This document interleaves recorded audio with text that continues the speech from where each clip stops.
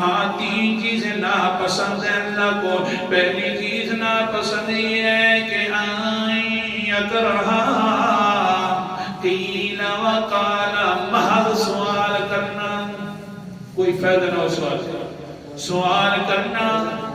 وقت بڑا قلیل ہے، آیات پڑھ دیا نہیں، سوال بیٹھ جانا نہیں، مسئلے کا پتہ بھی ہے، جان بوجھ کر سوال کرنا.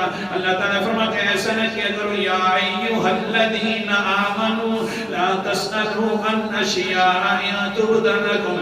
پتہ ہونے کے باوجود بھی نہ کیا کرو، جتنا میں حکم دوں اسی پر عمل کیا کرو، زیادہ سوال نہ کیا.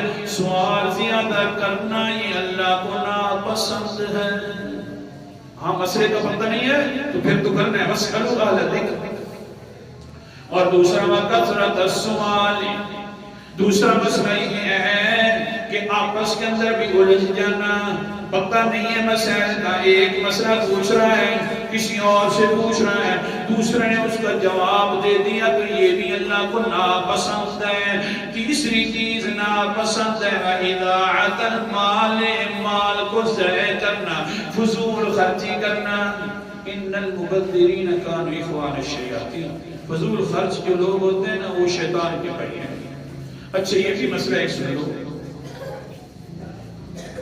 کہ فضول خرچی بالکل گناہ ہے. اللہ کے راستے میں خرچ کرنا بہت زیادہ ثواب ہے، لیکن آج کل جو رواج بنا جا رہا ہے وہ یہ ہے کہ باہر کو جا کر نہ اپنے دوستوں کے ساتھ صحیح خرچ کیا، گھر میں لے کر آیا تو بالکل معمولی سے لے کر آیا.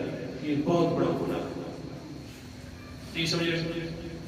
اگر گھر کے باہر خود اچھا کھانا کھانا ہے نا تو اپنی بیوی کے لیے بھی اچھا کھانا لے کر آنا ہے.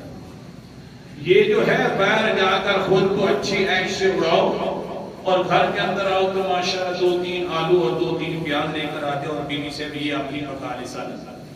یہ بہت بڑا گناہ ہے.